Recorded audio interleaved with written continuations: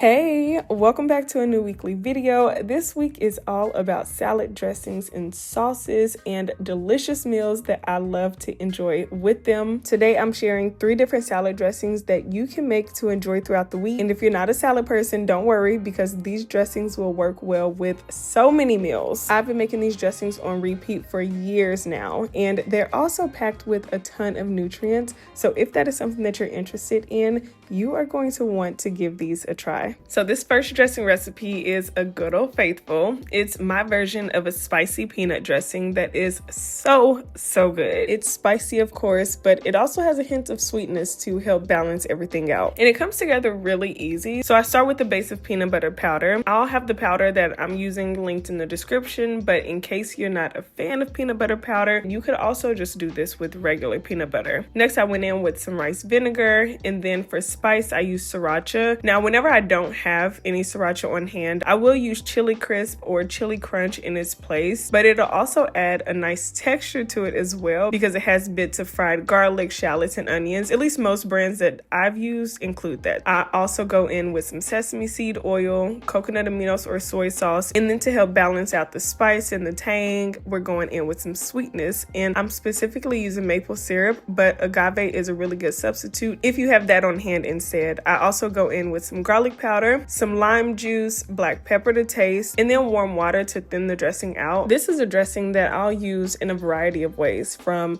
having it as a dipping sauce for spring rolls. I like to put it on my Thai-inspired chopped salad. I also have put this on veggie and grain bowls, to veggie wraps. You can use this on pad thai. I've used it on lettuce wraps, but lately I've been loving it on a cold soba noodle salad. And to make it, I just cooked down some soba noodles, which are noodles made from buckwheat flour. I'll link the ones that I use in the description box. So I cooked, drained, rinsed, and then gave these an ice bath to cool them down. And while I waited for those to cool, I cooked up some plant-based crumbles, which I kept pretty simple because, again, the dressing and the salad toppings that I'm adding on this is really going to bring a lot of the flavor that I need and I want. For the dressing, I did decide to thin it out a bit by adding some warm water to it, and I did that just before pouring it over the noodles. I don't know who I thought I was, but for some reason, I wanted to add even more spice to this dish, so I added some chili crisp, and then for some freshness, I added cucumbers, I added edamame and those plant-based crumbles that I cooked up for some protein. Also added some fresh cilantro, green onions, black and white sesame seeds, and then a little bit more of the peanut dressing. The dressing and the salad were both so delicious, and I just love how versatile it is. The fact that I can use this dressing over a number of meals makes me so excited, but I gotta admit, this next dressing recipe probably makes me even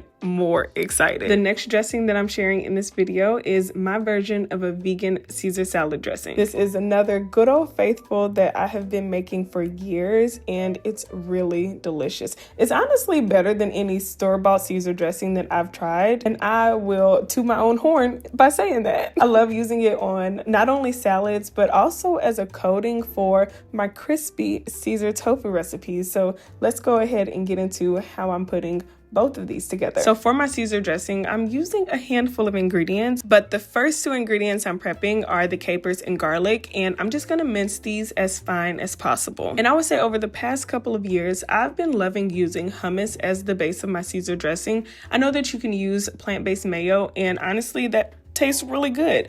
But I love the benefits that I get from using hummus, so that has been my go-to. Next, I go in with some Dijon mustard, the juice from half of a lemon, as well as some vegan W sauce or Worcestershire sauce. I never get it right, but we're just gonna stick with vegan W sauce, okay? After that, I go in with the capers and the garlic that we minced earlier, along with some nutritional yeast. If you know, you know. I love nutritional yeast down, and in this recipe, it is serving as a Parmesan substitute. If you don't like nutritional yeast, you can also do this with vegan Parmesan, but if you eat dairy, you can do this with regular Parmesan as well. I added some salt and black pepper to taste, and then some warm water to help thin this out.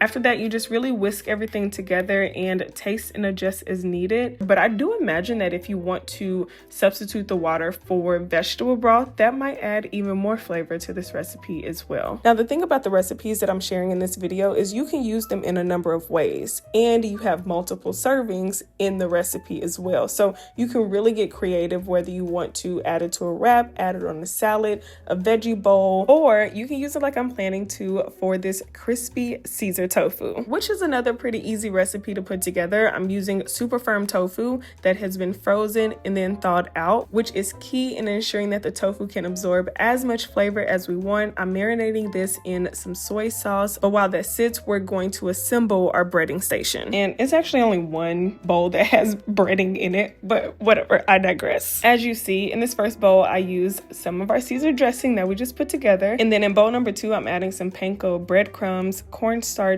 nutritional yeast, garlic powder, black pepper, and salt. I just mix all of that together with a fork. I could have used my whisk, but why dirty another dish? So I just whisked that together, and then after letting the tofu marinate for about 30 minutes, I went ahead and coated each side of the tofu slice in the Caesar dressing, and then I added it to the breadcrumb and cornstarch mix. And to make this as clean, although it's a pretty messy process, but still as clean as it could possibly be, I used one hand to dip it in the Caesar dressing and then my other hand for the breadcrumb mixture. I also found that it was very important to press the breadcrumbs into the tofu to help the coating stick to the tofu while it's cooking. When it came down to cooking these, I decided to just pop these in the air fryer. I sprayed them generously with oil and then air fried them, but you could also fry these on the stove with some oil, or you can bake them in the oven. Either way works. It just depends on your preferred method of cooking. And while the tofu cooked in the air fryer, I went ahead and prepped the rest of my ingredients. For my salad specifically, I'm using dino kale. I'm just pulling it off the stem and then roughly chopping it up. And you could honestly do this with almost any leafy green. I've used this dressing on arugula, I've used it on spinach, so either just use what you like or what you have access to. If you do decide to use either this dino kale or curly kale, just remember,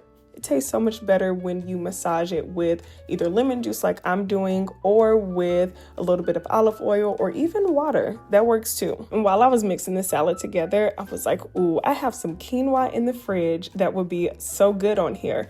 But not just regular quinoa. I decided that I wanted to make crispy quinoa, which I drizzled with a little bit of olive oil, added some salt and black pepper to it, and then popped it in the oven until it was crispy. And it'll serve as crispy bits on the salad that really just cling to the leafy greens, and you get a nice crunch in each bite. Oh, it is so delicious. But speaking of crispy and so delicious, the tofu is all done and it looks amazing. And now all that's left to do is to assemble the salad and to enjoy. So I added down our leafy greens, which we tossed in the Caesar dressing. Then I sprinkled on some of the crispy quinoa, followed by the crispy tofu. I squeezed some lemon juice on top and then added some dairy-free Parmesan cheese. This meal was so delicious. And again, the fact that I was able to use the Caesar dressing not just on the salad but also on the tofu really shows you that you can use it in a number of ways. And of course, I'm gonna keep this next recipe on theme by sharing another one that is very versatile. This is my version of a hemp seed ranch dressing. I know how hard it can be to find a ranch dressing that not only tastes good but that also has really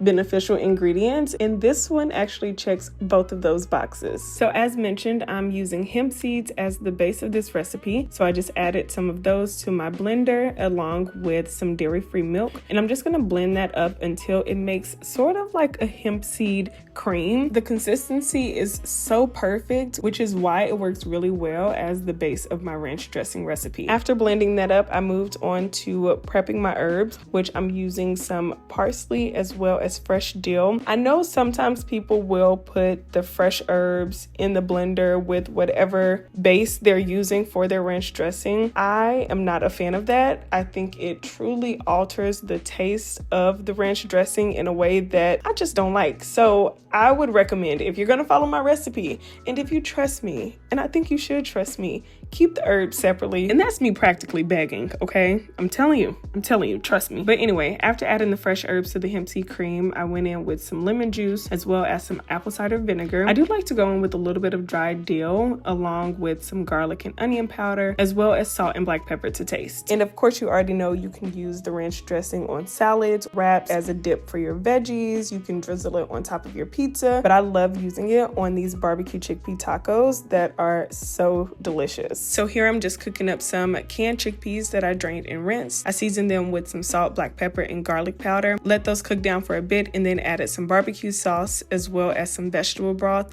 And I really just want the chickpeas to absorb as much of this barbecue flavor as possible. So I let it simmer on the stove for a bit until the majority of this liquid has visibly been absorbed.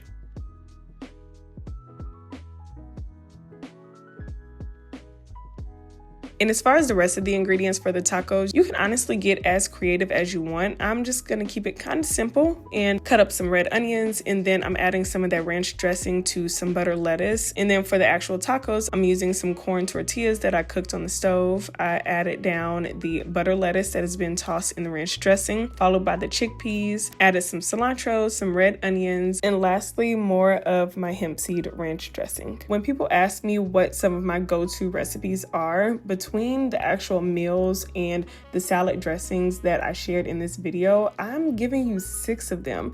These are recipes that I've kept on repeat, that are tried and true, old faithfuls, and have never let me down. Be sure to check the description box for recipes, links, all the things. I appreciate you for watching this video, and I will see you in the next one.